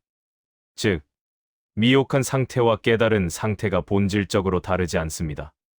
괴로움도 없고, 괴로움의 소멸도 없습니다. 즉, 괴로움과 행복이 궁극적으로는 같습니다. 이것은 매우 급진적인 주장입니다. 우리는 분명히 구분합니다. 좋음과 나쁨, 미혹과 깨달음, 괴로움과 행복. 하지만 반야의 지혜로 보면 이 모든 구분이 상대적입니다. 좋음과 나쁨은 관점에 따라 바뀝니다. 어떤 사람에게 좋은 것이 다른 사람에게는 나쁠 수 있습니다. 같은 일도 때에 따라 좋기도 하고 나쁘기도 합니다. 미혹과 깨달음도 마찬가지입니다. 깨달음도 하나의 경험일 뿐입니다. 그 경험에 집착하면 그것도 미혹이 됩니다. 괴로움과 행복도 그렇습니다. 행복에 집착하면 괴로움이 됩니다. 괴로움을 있는 그대로 받아들이면 그 속에서도 평화를 찾을 수 있습니다. 그래서 모든 것이 평등합니다. 이것을 이해하면 우리는 더 이상 좋은 것을 쫓고 나쁜 것을 피하느라 힘들어하지 않아도 됩니다. 무엇이 와도 괜찮습니다. 좋은 일이 와도 좋고 나쁜 일이 와도 좋습니다. 이것이 진정한 평안입니다. 부처님의 첫 번째 가르침은 고성제 고상디입니다. 인생은 괴롭다. 이것은 비관적인 선언이 아닙니다. 이것은 사실의 확인입니다. 우리는 실제로 괴롭습니다. 누구나 크고 작은 괴로움을 안고 살아갑니다. 생로병사의 괴로움이 있습니다. 태어나는 것도 괴롭고, 늙는 것도 괴롭고, 병드는 것도 괴롭고, 죽는 것도 괴롭습니다. 애별리고의 괴로움이 있습니다. 사랑하는 사람과 헤어지는 것이 괴롭습니다. 원증회고의 괴로움이 있습니다. 미워하는 사람을 만나야 하는 것이 괴롭습니다. 구부득고의 괴로움이 있습니다. 원하는 것을 얻지 못하는 것이 괴롭습니다. 이 모든 괴로움의 원인은 무엇일까요? 사건이 아니라 집착. 많은 사람들은 괴로움이 사건 때문이라고 생각합니다. 저 사람이 나를 배신해서 괴롭다. 시험에 떨어져서 괴롭다. 돈이 없어서 괴롭다. 건강이 나빠져서 괴롭다. 이렇게 괴로움의 원인을 외부 사건에서 찾습니다. 그래서 그 사건을 바꾸려고 합니다. 배신한 사람에게 복수하려고 하고, 다시 시험을 보려고 하고, 돈을 벌려고 하고, 건강을 회복하려고 합니다. 물론 이런 노력이 잘못된 것은 아닙니다. 상황을 개선하려는 것은 자연스러운 일입니다. 하지만 반야심경은 다른 것을 가리킵니다. 괴로움의 진짜 원인은 사건이 아니라 그 사건을 대하는 우리 마음이라는 것입니다. 더 정확히 말하면 그 사건에 대한 집착이 괴로움을 만듭니다. 예를 들어 볼까요? 두 사람이 똑같이 시험에 떨어졌습니다. 한 사람은 며칠 우울해하다가 다시 공부를 시작합니다. 다른 사람은 몇 달 동안 괴로워하며 아무것도 하지 못합니다. 같은 사건인데 왜 반응이 다를까요? 두 번째 사람은 이 시험에 더 강하게 집착했기 때문입니다. 이 시험에 반드시 붙어야 해. 이것이 내 인생의 전부야. 떨어지면 끝이야. 이런 생각으로 시험을 대했습니다. 첫 번째 사람은 상대적으로 덜 집착했습니다. 시험에 붙으면 좋겠지만 안 되면 다른 길을 찾아봐야지. 이렇게 생각했습니다. 사건은 같지만 집착의 정도가 다르니 괴로움의 크기가 다릅니다. 집착은 어떻게 생기는가? 그렇다면 집착은 왜 생길까요? 집착은 우리가 사물과 사건에 의미를 부여할 때 생깁니다. 시험은 그저 시험일 뿐입니다. 여러 문제를 풀고 점수를 받고 합격 여부가 결정되는 하나의 과정입니다. 그 자체로는 특별한 의미가 없습니다. 하지만 우리는 여기에 의미를 부여합니다. 이 시험은 내 인생을 결정한다. 이 시험에 붙어야 부모님이 기뻐하신다. 이 시험이 내 가치를 증명한다. 이런 의미들이 더 씌워지면서 시험은 단순한 시험이 아니게 됩니다. 그것은 인생의 기로가 되고 부모님과의 관계가 되고 자신의 가치를 확인하는 도구가 됩니다. 이렇게 의미가 커지면 집착도 커집니다. 그리고 집착이 커지면 괴로움도 커집니다. 같은 일이 모든 것에 적용됩니다. 연애도 그렇습니다. 사랑은 아름답습니다. 하지만 우리는 거기에 너무 많은 의미를 부여합니다. 이 사람이 나의 전부다. 이 사람 없이는 살 수 없다. 이 사람이 날 떠나면 끝이다. 이런 의미들이 쌓이면서 사랑은 집착이 되고 그 집착이 괴로움을 만듭니다. 돈도 그렇습니다. 명예도 그렇습니다. 건강도 그렇습니다. 모든 것에 우리가 의미를 부여하고 그 의미에 집착하고 그래서 괴롭습니다. 놓으면 괴로움도 사라진다. 반야심경은 단순하게 말합니다. 이무소듣고 이우수어다고 얻을 것이 없기 때문에 무유공포우여공부 두려움이 없다. 얻을 것이 없으면 잃을 것도 없습니다. 잃을 것이 없으면 두려움도 없습니다. 두려움이 없으면 괴로움도 없습니다. 이것은 마치 수학 공식처럼 명확합니다. 집착, 두려움, 괴로움. 이것이 우리의 일반적인 흐름입니다. 무언가에 집착하면 그것을 잃을까봐 두렵고 그 두려움이 괴로움을 만듭니다. 반야심경은 이 공식을 뒤집습니다. 무집착, 무두려움, 무괴로움. 집착하지 않으면 두려워할 것도 없고 괴로워할 것도 없습니다. 그럼 아무것도 사랑하지 말라는 건가요? 아무것도 원하지 말라는 건가요? 이것은 흔한 오해입니다. 반야심경은 사랑하지 말라거나 원하지 말라고 하지 않습니다. 사랑해도 됩니다. 원해도 됩니다. 다만 집착하지 말라는 것입니다. 사랑과 집착은 다릅니다. 사랑은 상대방의 행복을 바라는 것입니다. 집착은 상대방을 소유하려는 것입니다. 사랑은 자유롭게 합니다. 집착은 묶어둡니다. 원함과 집착도 다릅니다. 원하는 것은 자연스럽습니다. 목표를 향해 노력하는 것도 좋습니다. 하지만 그것을 반드시 얻어야 한다고 생각하면 집착이 됩니다. 얻어도 좋고 못 얻어도 괜찮다는 마음으로 노력하면 그것은 집착이 아닙니다. 놓는 연습. 그렇다면 어떻게 놓을 수 있을까요? 첫 번째 단계는 알아차림입니다. 아, 내가 지금 집착하고 있구나. 이것을 알아차리는 것만으로도 큰 변화가 시작됩니다. 대부분의 사람들은 자신이 집착하고 있다는 것조차 모릅니다. 그저 이것은 중요해라고 생각할 뿐입니다. 하지만 한 걸음 물러서서 보면 그것이 집착임을 알 수 있습니다. 내가 이것에 너무 많은 의미를 부여하고 있지 않나? 내가 이것을 꼭 가져야 한다고 생각하고 있지 않나? 내가 이 결과에 내 가치를 걸고 있지 않나? 이런 질문을 던지면 집착이 보입니다. 두 번째 단계는 의미를 덜어내는 것입니다. 우리가 부여한 의미를 하나씩 걷어냅니다. 이 시험이 내 인생을 결정한다. 정말 그럴까? 시험 하나가 인생 전체를 결정하지는 않는다. 이 사람이 나의 전부다. 정말 그럴까? 나는 이 사람 없이도 존재했고, 앞으로도 존재할 수 있다. 돈이 많아야 행복하다. 정말 그럴까? 돈이 많아도 불행한 사람이 있고, 돈이 적어도 행복한 사람이 있다. 이렇게 하나하나 검토하면 우리가 부여한 의미가 절대적이지 않다는 것을 알게 됩니다. 세 번째 단계는 있는 그대로 보는 것입니다. 의미를 걷어낸 후에 사물과 사건을 있는 그대로 봅니다.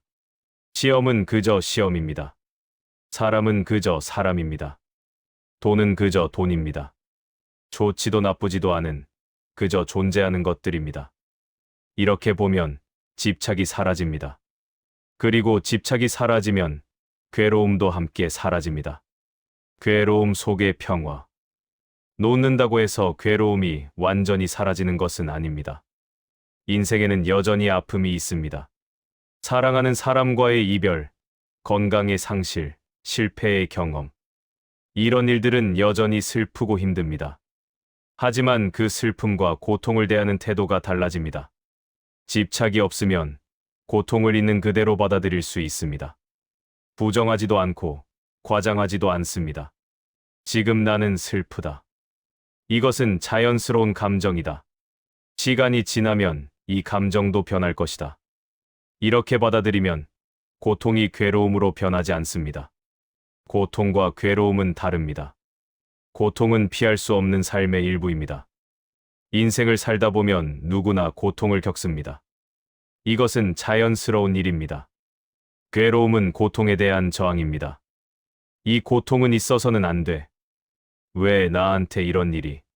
이건 불공평해. 이런 생각들이 고통을 괴로움으로 만듭니다. 반야심경의 지혜는 고통을 괴로움으로 만들지 않는 것입니다. 고통은 느끼지만 거기에 저항하지 않습니다. 고통을 있는 그대로 경험하고 그것이 지나가기를 기다립니다. 모든 것은 변하니까요. 고통도 변합니다. 이것이 괴로움 속의 평화입니다. 완전히 고통이 없는 상태가 아니라 고통 속에서도 평화로울 수 있는 상태입니다. 이것이 반야심경이 제시하는 진정한 해방입니다. 인생은 얻기 위한 경주처럼 보입니다. 어렸을 때는 좋은 성적을 얻으려 합니다. 자라서는 좋은 대학, 좋은 직장을 얻으려 합니다. 어른이 되어서는 돈을, 명예를, 권력을 얻으려 합니다. 늙어서는 건강을, 안락을, 존경을 얻으려 합니다. 심지어 영적인 길에서도 마찬가지입니다. 깨달음을 얻고 싶다. 지혜를 얻고 싶다. 평화를 얻고 싶다. 우리는 끊임없이 무언가를 얻으려 합니다. 그런데 반야심경은 말합니다. 무지영 무등우주이 우드, 그 지혜도 없고 어둠도 없다. 이무소듣고 이 우수하다고 얻을 것이 없기 때문에. 얻을 것이 없다니. 이게 무슨 말일까요? 그럼 우리는 왜 노력해야 할까요? 얻을 것이 없다는 말의 의미. 얻을 것이 없다는 말은 노력하지 말라는 뜻이 아닙니다. 이것은 우리가 이미 충분하다는 뜻입니다. 우리는 늘 부족하다고 생각합니다. 나는 아직 충분하지 않아. 더 배워야 해. 더 가져야 해. 더 나아져야 해.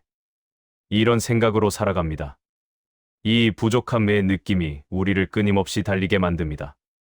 하나를 얻으면 또 다른 것을 원합니다. 목표를 달성하면 또 다른 목표를 세웁니다. 끝이 없습니다. 반야심경은 이 끝없는 추구를 멈추게 합니다. 더 얻어야 할 것이 없다고 말합니다. 왜냐하면 이미 충분하기 때문입니다. 지금의 나로 충분하다. 지금 가진 것으로 충분하다. 지금 이 순간으로 충분하다. 이것이 무드우드의 진짜 의미입니다. 행복은 더 얻어서 오는 게 아니다. 우리는 행복을 미래에 놓습니다. 저것을 얻으면 행복할 거야. 저 목표를 달성하면 행복할 거야. 저 상태가 되면 행복할 거야. 하지만 실제로 그것을 얻으면 어떻게 될까요? 잠깐 기쁘지만 곧 익숙해집니다. 그리고 다시 부족함을 느낍니다. 이것도 좋지만 저것이 있으면 더 좋을 텐데. 다시 무언가를 추구하기 시작합니다. 이것을 쾌락의 쳇바퀴라고 합니다. 얻고, 익숙해지고, 다시 원하고, 얻고, 익숙해지고, 다시 원하고. 끝없이 반복됩니다. 반야심경은 이 쳇바퀴에서 내려오라고 합니다. 행복은 더 얻어서 오는 것이 아니라는 것을 깨닫는 것입니다. 행복은 덜 붙잡을 때 찾아옵니다. 왜냐하면 행복의 반대는 불행이 아니라 욕망이기 때문입니다. 욕망이 있으면 아무리 많이 가져도 부족합니다. 욕망이 없으면 조금 가져도 충분합니다. 가난하지만 행복한 사람이 있습니다. 부유하지만 불행한 사람이 있습니다. 차이는 가진 것의 양이 아니라 원하는 마음의 크기입니다. 노력과 집착의 차이. 그럼 아무 노력도 하지 말라는 건가요? 이것은 흔한 오해입니다. 얻을 것이 없다는 말을 듣고 아무것도 하지 말라는 뜻으로 이해합니다. 하지만 그게 아닙니다. 노력은 해야 합니다. 공부도 하고, 일도 하고, 수행도 해야 합니다. 다만 그 노력이 얻기 위한 노력이 아니어야 한다는 것입니다. 노력과 집착은 다릅니다. 노력은 과정을 즐기는 것입니다. 집착은 결과를 욕망하는 것입니다. 예를 들어, 악기를 배운다고 해봅시다. 집착으로 배우면 이렇습니다. 나는 콩쿠르에서 1등을 해야 해.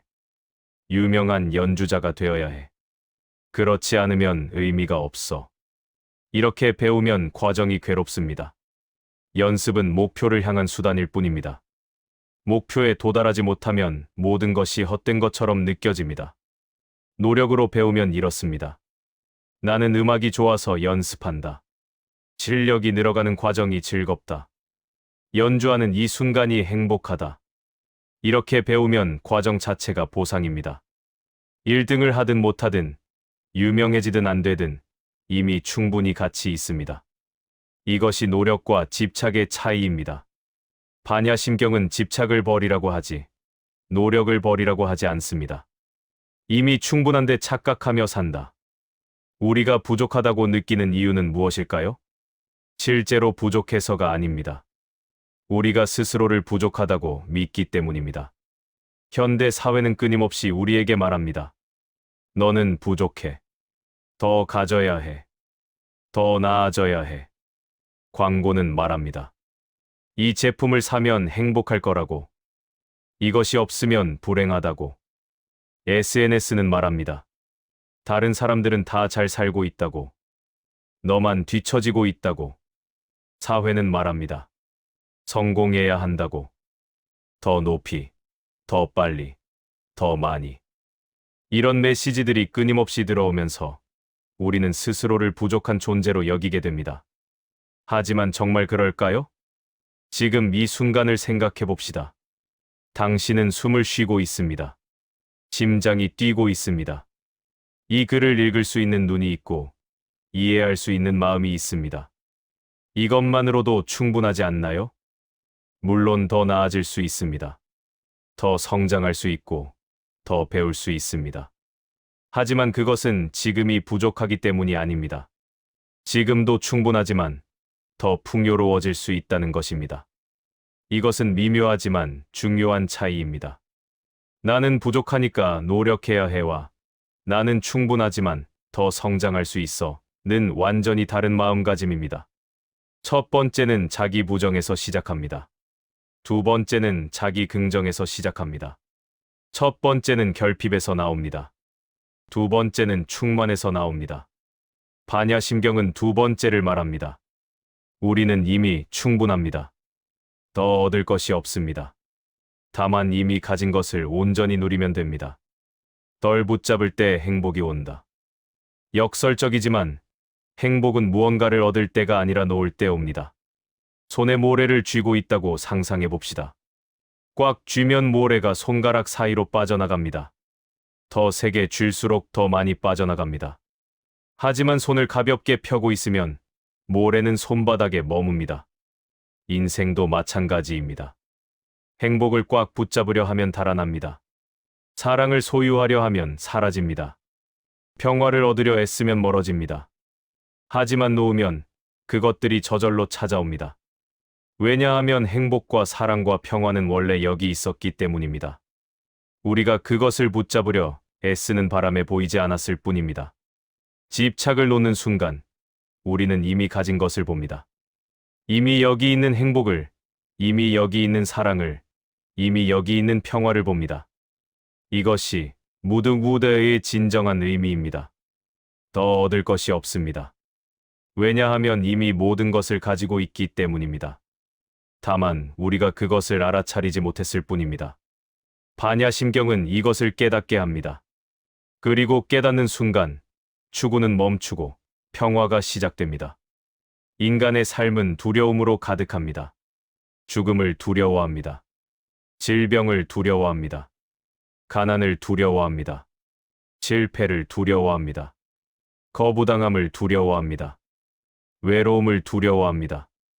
이 모든 두려움의 밑바닥에는 하나의 근본적인 두려움이 있습니다. 나는 사라질 것이다. 죽음이 두려운 것은 내가 사라지기 때문입니다. 질병이 두려운 것도, 가난이 두려운 것도 결국은 그것이 나의 존재를 위협하기 때문입니다. 실패가 두려운 것은 실패한 나를 받아들이기 어렵기 때문입니다. 거부당하는 것이 두려운 것은 내 존재가 부정되는 것 같기 때문입니다. 모든 두려움은 결국 나와 관련되어 있습니다. 두려움의 구조. 반야심경은 두려움의 구조를 명확하게 보여줍니다. 침무가의 싱우과 아에, 마음에 걸림이 없다. 무가에고 우과 아에고, 걸림이 없기 때문에. 무유공포우여콩부, 두려움이 없다. 원리전 노몽상유엔 리디엔더 멍샹, 뒤바뀐 헛된 생각에서 멀리 떠난다. 구경열반 조직리에판, 마침내 열반에 이른다. 이 구절은 두려움이 어떻게 생기고 어떻게 사라지는지를 설명합니다. 두려움은 걸림과 아에에서 시작됩니다. 걸림이란 무엇일까요? 집착입니다. 무언가에 마음이 걸려 있는 상태입니다. 이것을 잃으면 안 돼. 저것을 얻어야 해. 이 상태를 유지해야 해. 이렇게 무언가에 걸려 있으면 그것을 잃을까봐 두렵습니다. 그것을 얻지 못할까봐 두렵습니다. 그 상태가 무너질까봐 두렵습니다. 반대로 걸림이 없으면 두려움도 없습니다. 잃을 것이 없으면 잃을까봐 두려워할 필요가 없습니다. 얻어야 할 것이 없으면 얻지 못할까봐 두려워할 필요가 없습니다. 이것은 단순한 논리지만 깊은 진리입니다. 붙잡을 것이 없다는 것을 아는 순간 반야심경은 말합니다. 조겨놓은 게 공자어잼 우윤지의 콩 5가지 쌓임이 모두 공한 것을 비추어 보았다. 도일 최고의 도이 체쿠와 모든 괴로움과 재앙을 건넜다.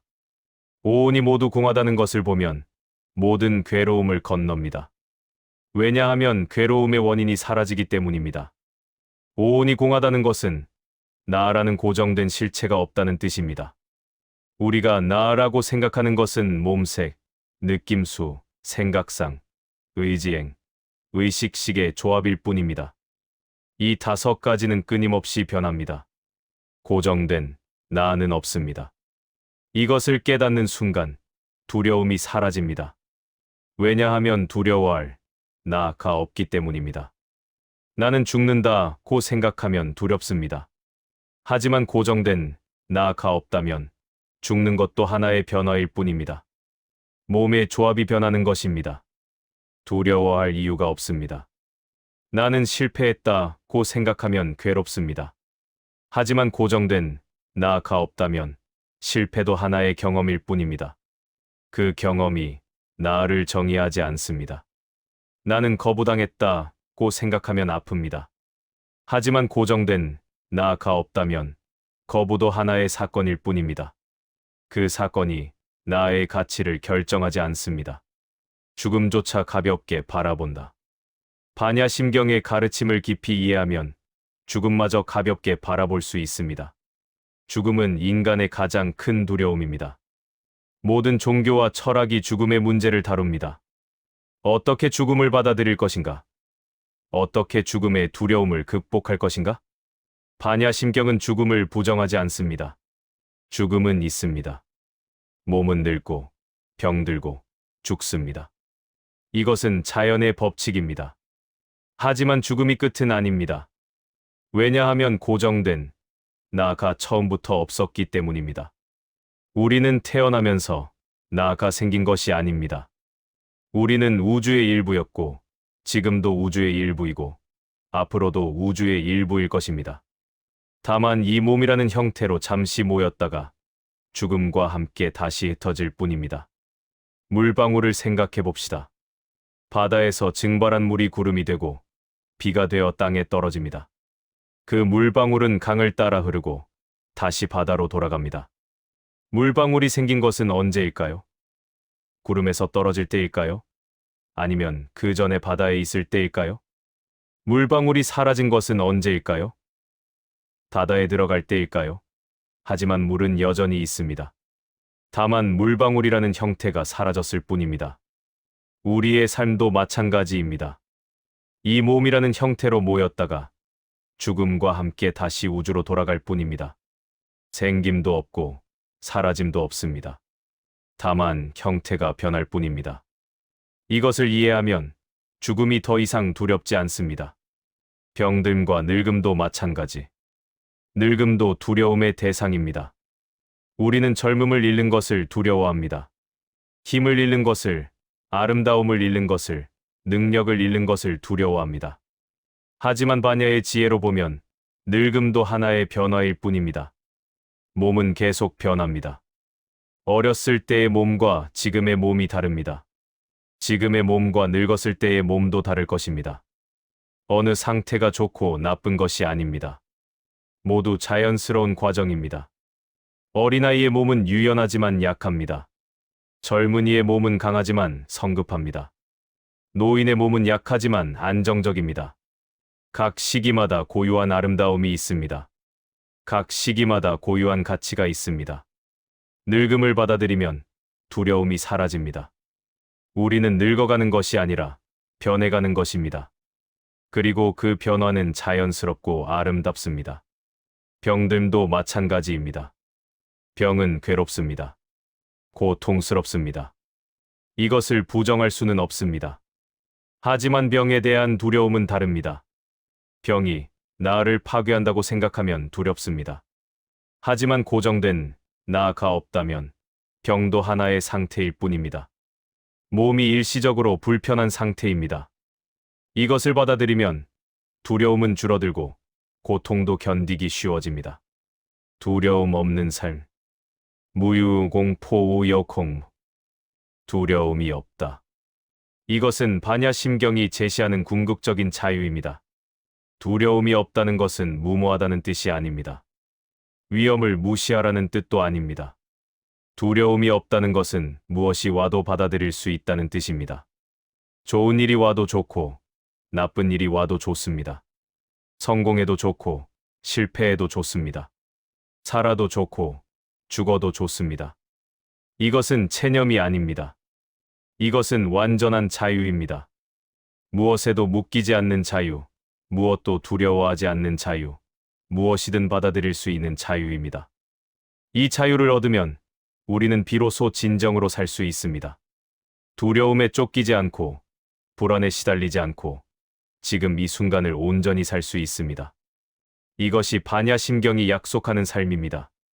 반야심경의 마지막 부분은 특별합니다. 아제아제 바라아제 바라승아제 모지사바. 이것은 산스크리트어를 그대로 음역한 것입니다. 의미를 번역하지 않고 소리 그대로 옮겼습니다. 이것을 진언젠옌 또는 만트라 멘트레라고 합니다.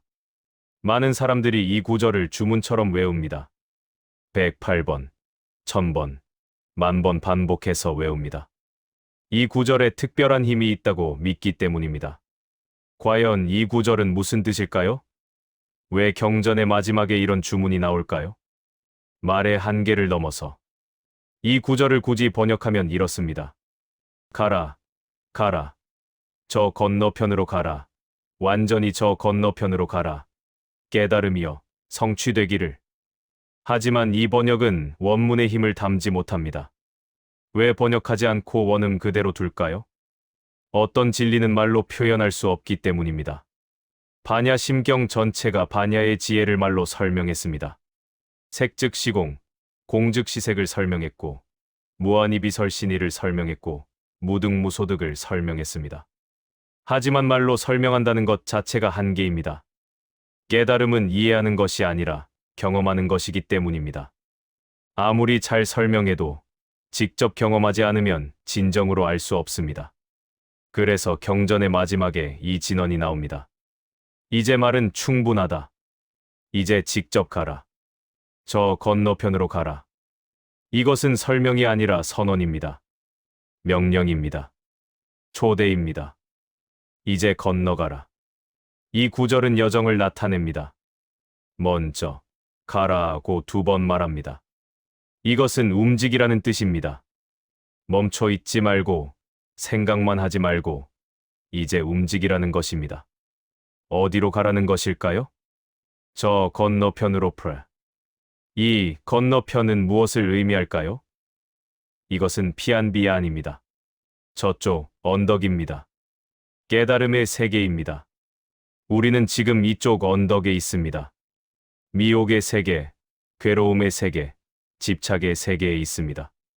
그리고 저 건너편에는 깨달음의 세계, 자유의 세계, 평화의 세계가 있습니다. 바라아제, 저 건너편으로 가라. 그냥 가는 것이 아니라 완전히 가라고 합니다. 바라승아제 프라세게, 완전히 저 건너편으로 가라. 중간에 머물지 말라는 것입니다. 반만 건너가지 말라는 것입니다. 완전히, 철저히 건너가라는 것입니다. 그리고 마지막으로 모지사바 아버디의 시프, 깨달음이여 성취되기를. 이것은 축원입니다. 소망입니다. 선언입니다. 깨달음이 이루어지기를 바라는 간절한 외침입니다. 집착의 강을 건너가라. 건너간다는 표현은 불교에서 자주 사용됩니다.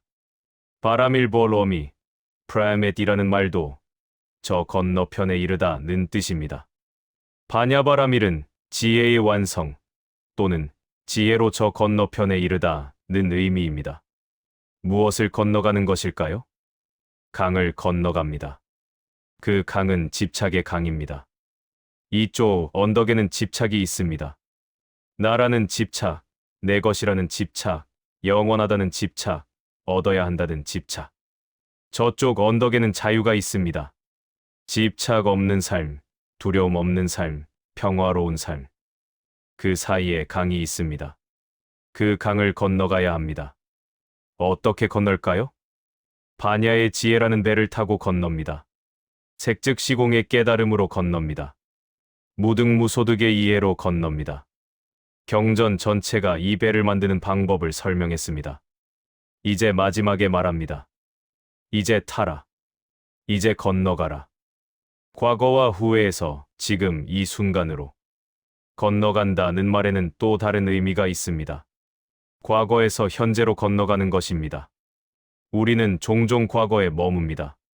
지나간 일을 곱씹습니다. 그때 이렇게 할 걸. 왜 그렇게 했을까? 그 일만 없었다면. 이런 생각들이 우리를 과거에 묶어둡니다. 우리는 지금 여기 있지만 마음은 과거에 있습니다. 또한 우리는 미래를 걱정합니다. 앞으로 어떻게 될까? 이것이 실패하면 어쩌지? 나는 준비가 되어 있을까? 이런 걱정들이 우리를 미래로 끌고 갑니다. 몸은 지금 여기 있지만 마음은 아직 오지 않은 미래에 있습니다. 아제아제 바라아제, 가라, 가라, 저 건너편으로 가라. 이것은 과거와 미래에서 현재로 오라는 말입니다. 과거는 이미 갔습니다. 아무리 후회해도 바꿀 수 없습니다. 미래는 아직 오지 않았습니다. 아무리 걱정해도 어떻게 될지 알 수 없습니다. 있는 것은 오직 지금뿐입니다. 지금 이 순간으로 오십시오. 완전히 이 순간으로 오십시오. 과거의 후회와 미래의 걱정을 놓고 온전히 지금 여기에 있으십시오. 이것이 건너간다는 말의 또 다른 의미입니다. 주문의 힘.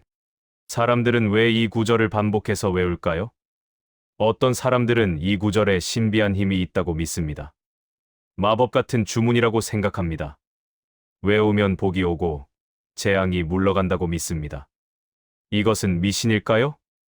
꼭 그렇지만은 않습니다. 이 구절을 반복해서 외우면 실제로 마음이 바뀝니다.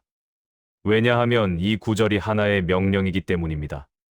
가라, 가라, 저 건너편으로 가라. 이 말을 계속 반복하면 우리의 무의식이 그것을 받아들입니다. 집착을 놓으라는 메시지가, 지금 여기에 있으라는 메시지가 마음 깊이 새겨집니다. 그래서 이 구절을 외우는 것은 단순한 주문이 아닙니다. 이것은 자기 암시입니다. 자기 선언입니다. 자기 다짐입니다.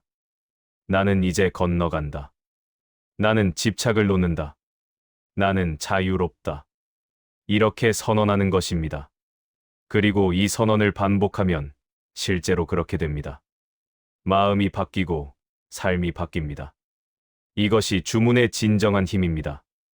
말을 넘어선 진리. 하지만 궁극적으로 이 진언은 말을 넘어섭니다. 의미를 이해하는 것이 중요하지 않습니다. 소리 자체가 중요합니다. 아제아제 바라아제 바라승아제 모지사바. 이 소리를 반복하면 생각이 멈춥니다. 분석하고 판단하고 의미를 찾으려는 마음이 멈춥니다. 그냥 소리가 있을 뿐입니다. 그 소리에 몰입합니다. 그 소리와 하나가 됩니다. 이것이 명상입니다. 말의 의미를 넘어서 생각을 넘어서 직접 경험하는 것입니다. 그래서 이 진언을 번역하지 않고 원음 그대로 둔 것입니다. 의미를 이해하라는 것이 아니라 직접 경험하라는 것입니다. 가라, 가라, 저 건너편으로 가라. 이제 말은 충분합니다. 이제 경험할 시간입니다. 우리는 반야심경을 함께 읽어왔습니다. 260자의 짧은 경전이지만 그 안에는 깊은 지혜가 담겨 있었습니다. 색즉 시공의 가르침, 무등무소득의 깨달음, 무유공포의 자유. 이 모든 것을 하나의 문장으로 정리한다면 무엇일까요? 반야심경의 핵심을 한 문장으로 표현한다면 인생을 가볍게 사는 방법. 인생을 가볍게 사는 방법은 아무것도 갖지 않는 게 아니라 붙잡지 않는 것이다. 이것이 반야심경이 남긴 한 문장입니다. 우리는 종종 오해합니다. 가볍게 살려면 모든 것을 버려야 한다고 생각합니다. 재산을 버리고, 관계를 버리고, 욕망을 버리고, 산속으로 들어가야 한다고 생각합니다. 하지만 반야심경은 그렇게 말하지 않습니다. 무언가를 가져도 됩니다. 재산을 가져도 되고, 사랑하는 사람이 있어도 되고, 꿈을 가져도 됩니다. 다만 그것을 붙잡지 말라는 것입니다. 가짐과 붙잡음의 차이. 가짐과 붙잡음은 다릅니다. 가짐은 자연스러운 것입니다. 우리는 몸을 가지고 있고, 이름을 가지고 있고, 기억을 가지고 있습니다. 집이 있고, 가족이 있고, 직업이 있습니다. 이것들을 가지는 것은 문제가 아닙니다. 붙잡음은 다릅니다. 붙잡음은 이것이 없으면 안 된다고 생각하는 것입니다. 이것이 나의 전부다라고 믿는 것입니다. 이것을 잃으면 끝이다 라고 두려워하는 것입니다. 예를 들어, 집을 가지고 있다고 해봅시다. 집을 가지는 것은 자연스럽습니다. 비를 피하고, 추위를 막고, 편안히 쉴 수 있는 공간이 필요합니다. 하지만 집에 집착하면 문제가 생깁니다.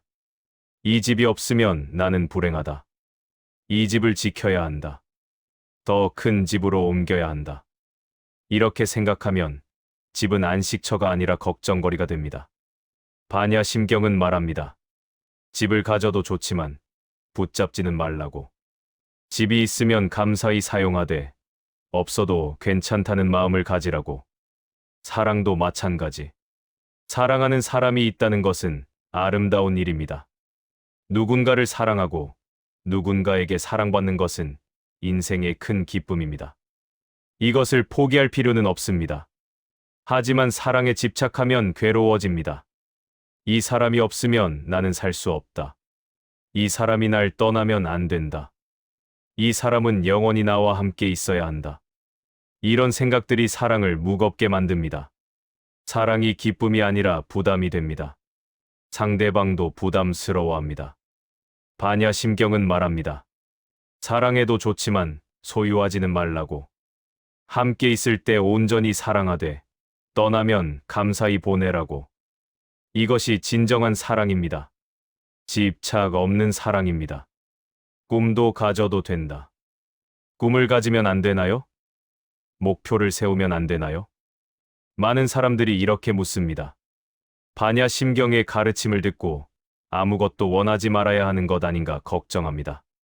하지만 그게 아닙니다. 꿈을 가져도 됩니다. 큰 꿈을 가져도 됩니다.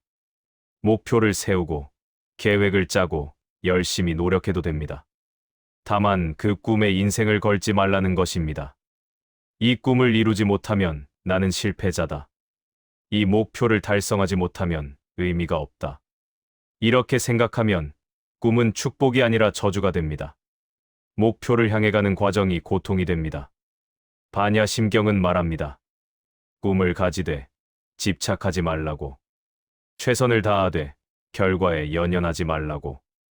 이루면 좋고 이루지 못해도 괜찮습니다.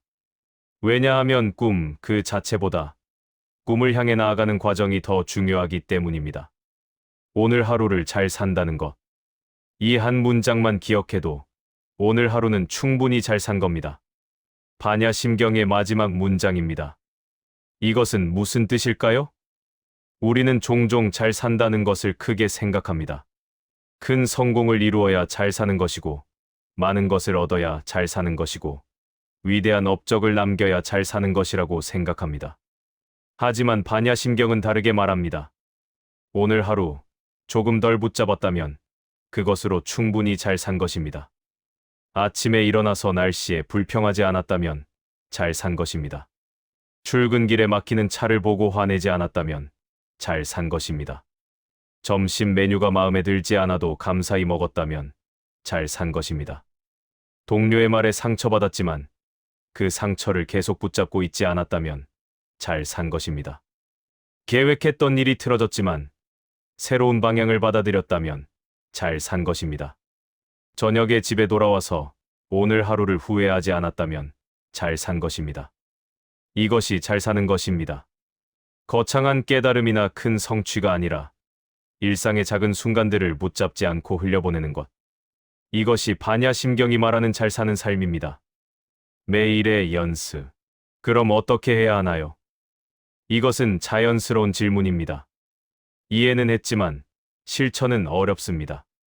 반야심경은 구체적인 방법을 제시하지 않습니다. 왜냐하면 방법은 사람마다 다르기 때문입니다. 다만 이것만은 분명합니다. 연습이 필요하다는 것입니다. 하루아침에 집착이 사라지지 않습니다. 한 번 깨달았다고 해서 영원히 자유로워지는 것도 아닙니다. 매일, 매 순간, 다시 연습해야 합니다. 아침에 눈을 떴을 때, 오늘은 무엇을 붙잡지 않을까 생각해 봅니다.